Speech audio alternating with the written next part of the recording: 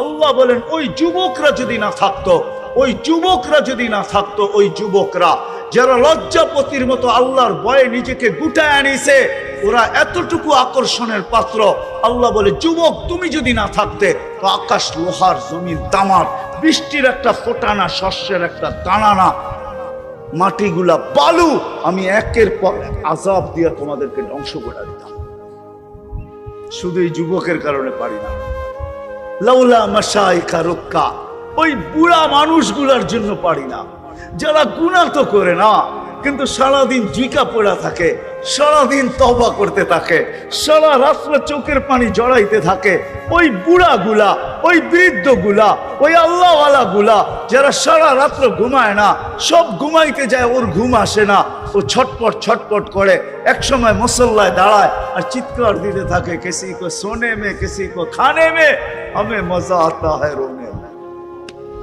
কারো খাওয়ায় মজা, কারো ঘুমে মজা, আমাদের কান্নায় মজা আসে, এই জন্য মুসল্লায় দাঁড়ায় গেল। ওরা যদি না থাকতো, পর্দানিসীন মা বোন যদি না থাকতো, ওয়াল আতফালা রুদ্দা, দুধের শিশু যদি না থাকতো, ওয়াল আনআমা রুত্তা, চতুষ্পদ প্রাণীগুলা যদি না থাকতো, রব্বে কাবার কসম।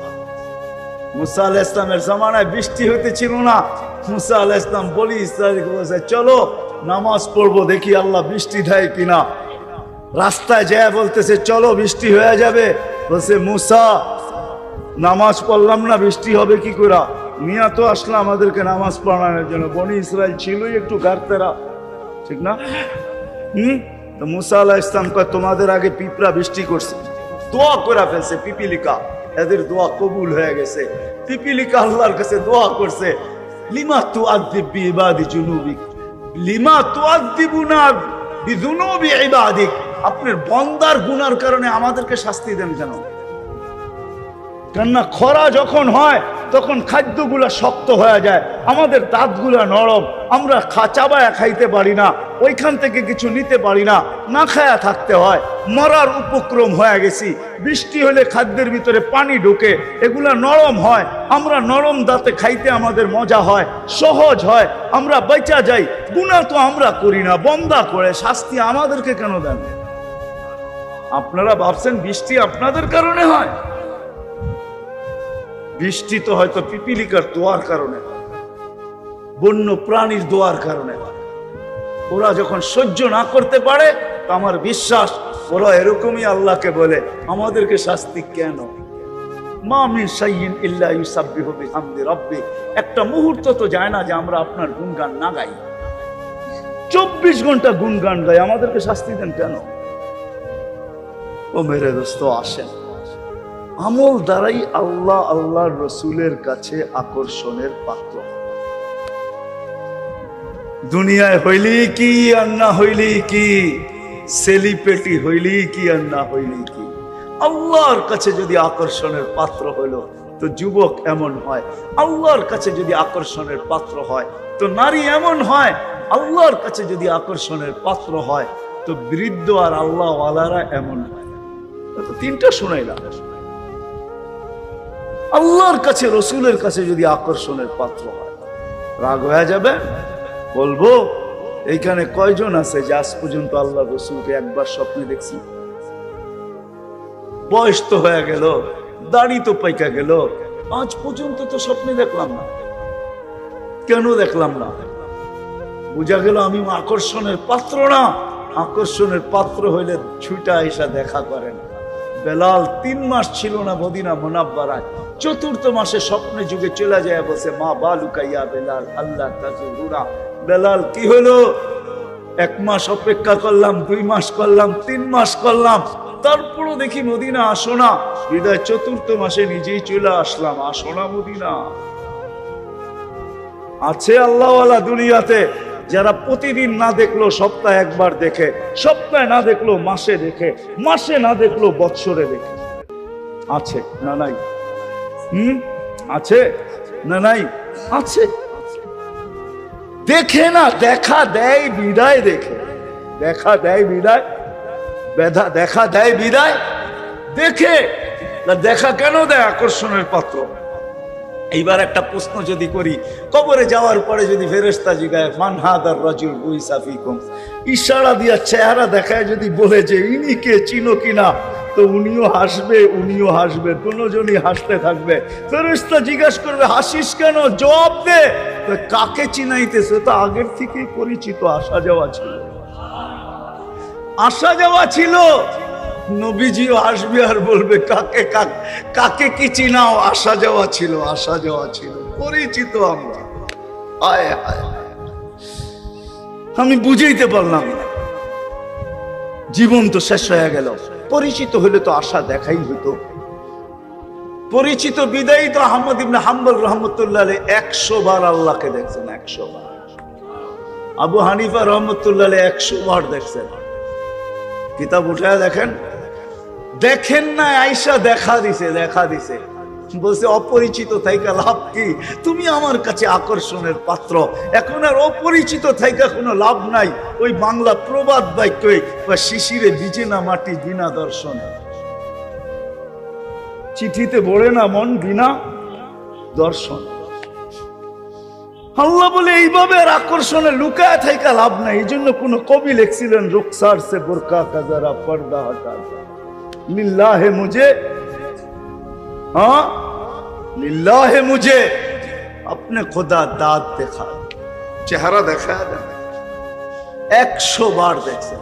আমাদের বাংলাদেশও একজন আরো আল্লাহওয়ালা ছিলেন, বিবাড়িয়া ওনার বাড়ি, মুফাসসির সাহেব হুজুর নামে মশহুর,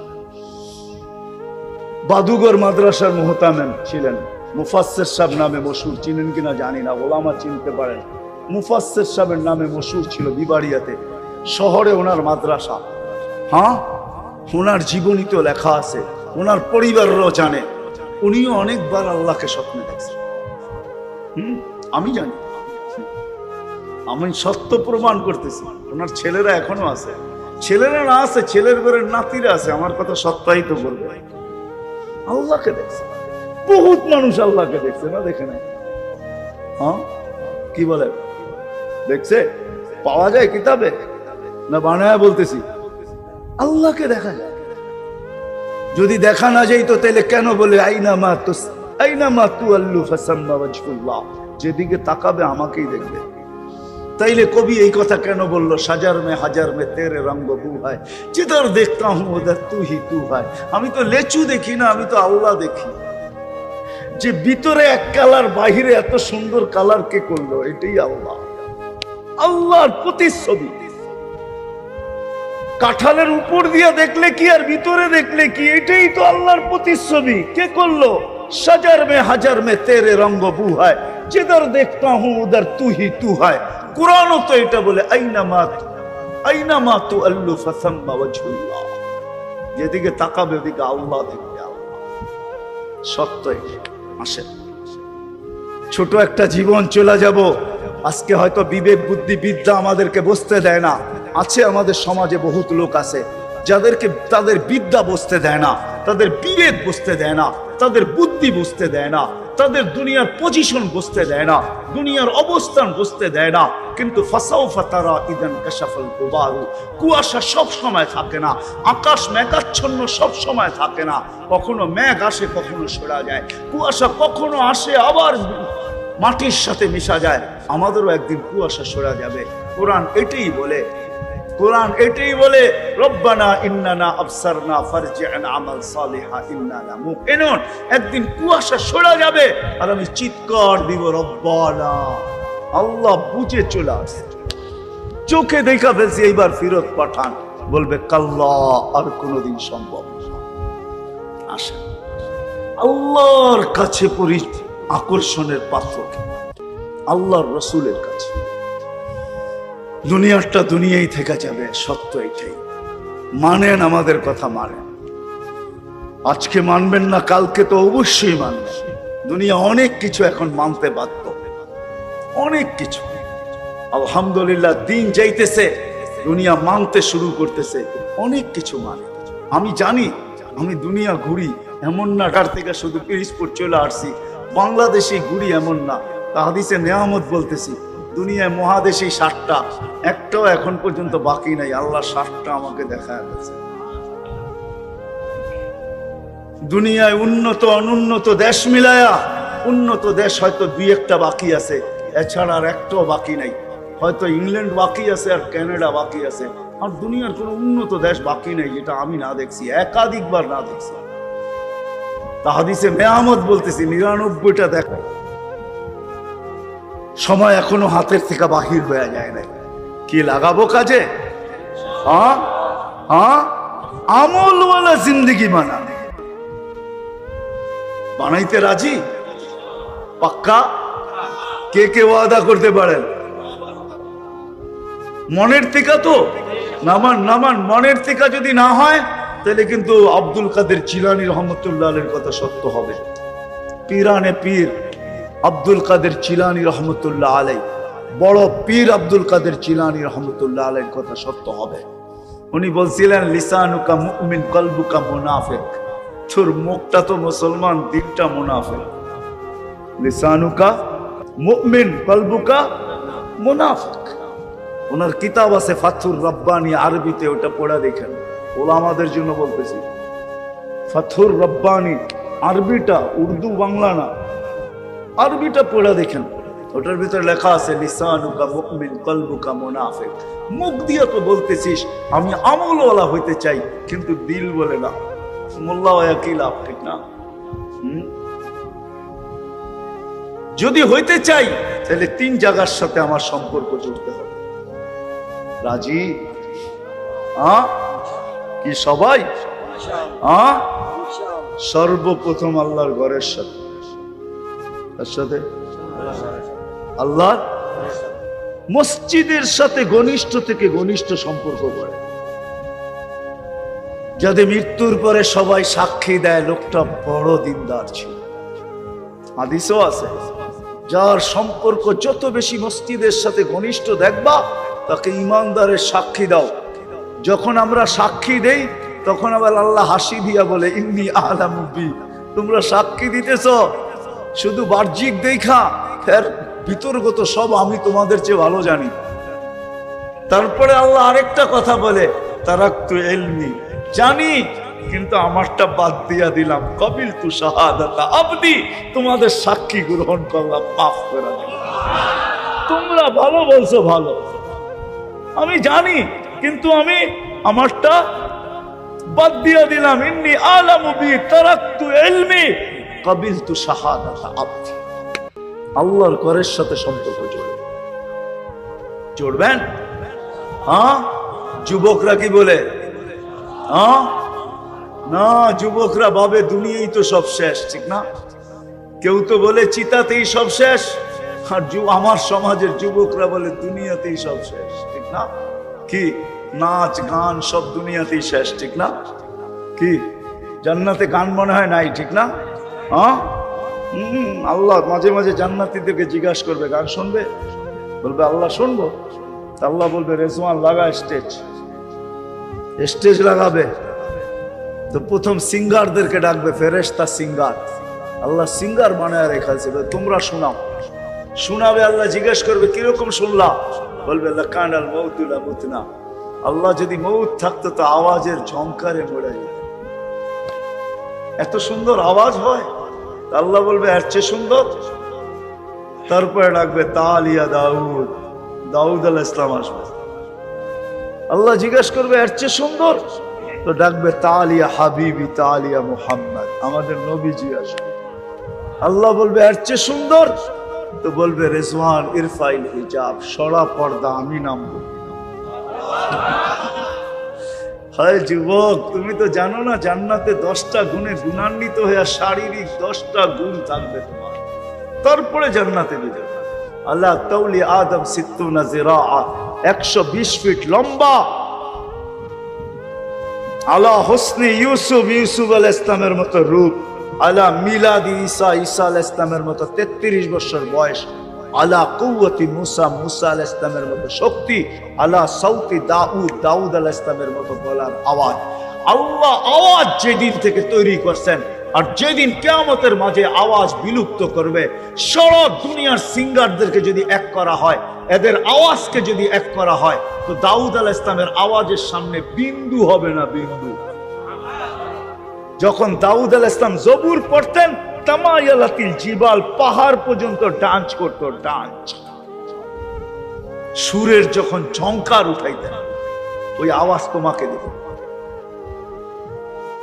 ওই আওয়াজ দিবে। দুনিয়ার গান আর কতক্ষণ হয়? 5 মিনিটের উপরে দুনিয়ার কোনো গান নাই। চ্যালেঞ্জ, আমাকে কেউ দেখান কি যুবক, কি বলে 5 মিনিটের উপরে গান আছে? 4-5 মিনিটের উপরে কোনো গান নেই। কইবেন 12-13 মিনিট উঠি আ উ করতে করতে 12-13 মিনিট নেয়। আ উ আছে না কিছু আগে পরে মধ্যখানে, আসল ছন্দ 3 থেকে 4 মিনিটের উপরে নাই। কেন? এর বেশি কেউ শুনবে না, এর বেশি, হ্যাঁ এর বেশি কেউ শুনবে না।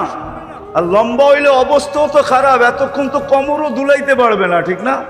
দুনিয়ার ডান্স, এটা ডান্স। তুমি ডান্স চিনোই না, ডান্স কাকে বলে, রক্স কাকে বলে, তুমি ডান্স চিনো না। ডিকশনারিতে ভালো মতে যায় দেখো ডান্স কাকে বলে। কোমর দুলানো আর হাত পা বেকা সেকা করার নাম কি ডান্স নাকি? আমারে চিনাইতে হবে না, আমি দুনিয়ার বড় বড় সিঙ্গার চিনি, দুনিয়ার বড় বড় সিঙ্গাররা আমাকে চিনে। যাও তুমি অ্যাড্রেস দিয়া দেবে, আমাকে সিঙ্গার চিনাইতে হবে না, আমি এটি চিনি ভালো করে, আমি ভালো করে চিনি। তা হাদিসে নেয়ামত বলতেছি, এমনি বলি না। বড় বড় সিঙ্গাররা ছেড়া দিছে সিঙ্গারি, প্রচার করতে চাই না নিজের বুজুর্গি। আমি বড় বড় সিঙ্গার চিনি, দুনিয়ার সিঙ্গার আর ফিঙ্গার ডান্স বলে। ডান্স তো জান্নাতে হবে। 40 বছর টানা নাচবে, 40 বছর। প্রত্যেক পায়ের জমকারে 1 লক্ষ কালার বাহির হবে, 2 পায়ে 2 লক্ষ, 4 জনে নাচবে তো 8 লক্ষ কালার একসাথে বাহির হবে। 40 বছরের ভিতরে একটা কালার দ্বিতীয়বার রিপিট হবে না। আল্লাহ বানায় রাখছে, আল্লাহর রসুল চোখে দেখা আসছে। নাইলে আমরা ভাবতেছি সাহাবা বোকা ছিল, ঠিক না? হ্যাঁ, আবু বকর বোকা, যার 13টা কাপড়ের দোকান ছিল, বোকা সাহাবা। সাহাবা বোকা ছিলেন না, ওদের মতো চালাক কেউ ছিল না। আমরা ভাবি আমরা শিক্ষিত, আমরা শিক্ষিত, আমরা জেনারেল শিক্ষা। জেনারেল মানে হলো ডিকশনারিতে সাধারণ শিক্ষায় শিক্ষিত। সাহাবা অসাধারণ শিক্ষায় শিক্ষিত ছিল, বিদায় মেঘকে ডাকলে মেঘ আসতে বাধ্য ছিল, সূর্যকে ইশারা করলে থামতে বাধ্য ছিল। দরিয়ায় নীল আমি 6 বার দেখছি, আর চিঠি তালাশ করছি, চিঠি আমি 6 বার দরিয়ায় নীলে গেছি। সুদান আমি 6 বার গেছি, আমার মনের কথা বলতেছি, আমি 6 বার চিঠি তালাশ করছি যে হায় যদি চিঠিটা পাইতাম, তাহলে পদ্মা, মেঘনা, যমুনার পানির ব্যবস্থা হয়ে যেত। যদি 4500 কিলোমিটার লম্বা দরিয়ায় নীল উমর রাদিয়াল্লাহু তাআলা আনহুর চিঠিতে পানি দিতে পারে, তাইলে আমার পদ্মা, মেঘনা, যমুনাও দিতে পারে, যদি চিঠি পেয়ে যেতাম। আমি 6 বার তালাশ করছি ওই চিঠিতে। তমিমে তারি রাদিয়াল্লাহু তাআলা আনহুর কবরে যখন গেছি, তিউনিসিয়ার লিবিয়ার বর্ডারে, তখন সালাম দিয়া বলছিলাম, তমিম হাত দুটা যদি দিয়া যাইতে, তাহলে দুনিয়ায় ফায়ার সার্ভিসের দরকার হইতো না। যেখানে আগুন ওইখানে তোমার হাত। অগ্নিগিরি যদি পাহাড়ে আবদ্ধ হইতে পারে, তাহলে আমাদের সাধারণ আগুনও তোমার হাতের ইশারায় নিতে পারে না? পারে না? ওনারা অসাধারণ শিক্ষায় শিক্ষিত ছিল।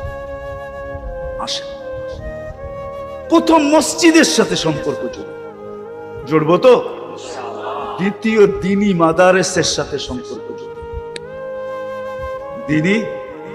দিনী মাদারেসের সাথে সম্পর্ক জড়বো। আমি তো বলি বাংলাদেশে, খুব বলি, আজকের থেকে না কয়েক বছর ধরে বলতেছি, বাংলাদেশে বিপর্যয় কোনোদিন আসে না, আসবো না। বাংলাদেশ নড়ে চড়ে পড়ে না, এটা আমার প্রসিদ্ধ। নড়ে চড়ে পড়ে না। 7.8 ভূমিকম্প ইটালিকে তুর্কিকে মাটির সাথে শোয়ায় রেখা গেছে। আমাদের দেশও 2013-তে আসছিল, কিচ্ছু হয় না। কেননা বাংলাদেশের চতুর্দিকে এরকম এক সুরক্ষার দেওয়াল দাঁড় করানো আছে, আধ্যাত্মিক সুরক্ষার চাদর আছে, দেওয়াল আছে। কোনো বিপর্যয় এটাকে ব্যাট করতে পারে না। হয়তো পিছে চলে যায়, নাহলে ডাইনে বামে যায়, এটাকে ব্যাট করা ভিতরে কোনো কি করতে পারে না। বিপর্যয় ঘটাইতে পারে না। বাংলাদেশ শতবার নড়ছে, কিচ্ছু হয়নি, হবেও না। কারণ কি জানেন? হ্যাঁ, কারণ কি জানেন? এই দিনী মাদারেস গুলা, এই মসজিদ গুলা। রাত্র 4টার সময় হেফজোখানার ছেলেরা ওঠে, আর দেখবেন বাংলাদেশে যতবার বড় মাপের ভূমিকম্প আসছে সব শেষ রাত্রে আসছে। 7.8 আসছে 5টা 5-এ, ডিসেম্বরে 6.1 আসছে, এটাও 5টা 5-এ। যতগুলা বড় মাপের ভূমিকম্প আসছে সব শেষ রাত্রে। কেননা ওই সময় বাংলাদেশের 30,000-এর উপরে হেফজোখানার ছেলেরা কোরআন পড়তে থাকে, আল্লাহর সাথে কথা বলতে থাকে, আল্লাহ এদের সাথে কথা বলতে থাকে। ভূমিকম্প আসে, নড়ে চড়ে কোনো বিপর্যয় ঘটাইতে পারে না, কেননা দেওয়াল ব্যাধি করতে পারে না। বিপর্যয় ঘটাবে তো ঘটাবে কি করে? ডাইনে বামে চলে যায়, যেরকম দেওয়ালে বল মারলে রিপিট হয়ে পিছনে আসে, কেননা দেওয়াল ভেদ করতে পারে না। 10 নম্বর মহাবিপদ সংকেত আসছিল, ঠিক না? কি বুলবুল, ঠিক না? হ্যাঁ, কিছু হয়েছে? হ্যাঁ, কোথায় ছিলেন? পিরিজপুরে? হ্যাঁ, আসছে কোন দিক দিয়া? বুলবুল ঢুকছে কোন দিক দিয়া বাংলাদেশে? ওই দিন আমি পাথরঘাটা ছিলাম, পাথরঘাটা উড়া সারা রাত্র আমি বুলবুল দেখছি। এটা ডানা কতটুকু লম্বা, লেজ কতটুকু লম্বা, কেননা বুলবুল না, বুলবুল পাখি। সারা রাত্র আমি দেখছি। আমার মাথার উপরে 6-7টা টিন ছিল, আর কিচ্ছু ছিল না। আমাদের ইস্তেমা ছিল, দুপুরে দোয়া হয়ে গেছে, আমি ঢাকা যেতে পারি নাই বুলবুলের কারণে। আমি সারা রাত্র বুলবুল দাঁড়ায় দাঁড়ায় দেখছি, আর আমার বিশ্বাস ছিল কলা গাছ ছাড়া কিছু পড়বে না। আমি সকালবেলা ঢাকা গেছি, কিচ্ছু পড়ে নাই, কলা গাছ ছাড়া কিচ্ছু পড়ে নাই, কোনো বিপর্যয় হয়নি। হয়েছে নাকি? বলুক শিক্ষিত মানুষগুলা, বলুক করোনার সময় মানুষ কিনা বলছে, সারা দুনিয়া চিৎকার দিছে, এর সাথে সাথে আমাদের দেশের কিছু মানুষও চিৎকার দিছে এমন বিপর্যয় হবে, মা দাফন করার কাউকে পাওয়া যাবে না। আর এখন বাংলাদেশের মালা গলায় সবাই ফুলের মালা দেয়, যে বাংলাদেশ করোনাকে প্রতিরোধ করলো কি দিয়া। আমি তো বলি এত গবেষণা করতে হবে না, আমাদের গ্রামগঞ্জে যারা ফার্মেসি চালায় ওদের কাছে আসলে ওরা বলে দিবে প্রতিরোধ করছে কি দিয়া, ঠিক না? কি কাশি লয়া, জল লয়া, ঠান্ডা লয়া যান নাই, ওষুধ দিয়া কইছে কাউরে কইস না, চুপে চুপে খায়া ফেলা, ভালো হয়ে যাবে। ভালোই তুই হয়ে গেছেন, ঠিক না? হ্যাঁ, ঠিক না? মাস্ক কয়জনে পড়ছে গ্রাম দেশে? পড়ছেন? হ্যাঁ, মনে হয় না, ঠিক না? জিজ্ঞেস করছে মাস্ক পরেন না কেন? টেলিভিশনে এত বড় বড় দেখায়, নাকের ছিদ্র তো এটা এত বড় না, এটা যাবে তো যাবে কোন দিক দিয়া? যদি মুখ দিয়া যায়, সারাদিনই তো পান বিড়ি খাই, এটা কোন দিক দিয়ে যাবে, ঠিক না? আল্লাহ বাংলাদেশে কোনো বিপর্যয় হয়েছে নাকি? হ্যাঁ, ছোট একটা দেশ, যতগুলা মানুষ সচেতন, কেউ না আমরা, তারপরও কোনো বিপর্যয় ঘটে নাই। সারা দুনিয়া গবেষণা করতেছে বাংলাদেশ কি করে করোনাকে প্রতিরোধ করলো। আমি বলি ওই সময়ও মাদ্রাসাগুলা অনলাইনে প্রত্যেকটা হেফজোখানা চালু ছিল। এখন প্রত্যেকটা মাদ্রাসা চালু, তখন প্রত্যেকটা গড় মাদ্রাসা ছিল, গড় মাদ্রাসা ছিল। অনলাইনে পড়াইতো হুজুররা, ফোনের মাধ্যমে সবক দিত, সবক নিত, শ্বাস সবক শুনতো, আমুকটা শুনতো, সব না ফোনের মাধ্যমে মাদ্রাসা চালু ছিল। এই জন্য মাদ্রাসার সাথে সম্পর্ক জড়বেন তো? হ্যাঁ, কি আপনারা এই মাদ্রাসায় খুশি না নারাজ? হ্যাঁ, খুশি। তাহলে ছেলে পেলে দেন না কেন? দিবেন। হ্যাঁ, হ্যাঁ, এই মাদ্রাসাগুলো খুঁটি।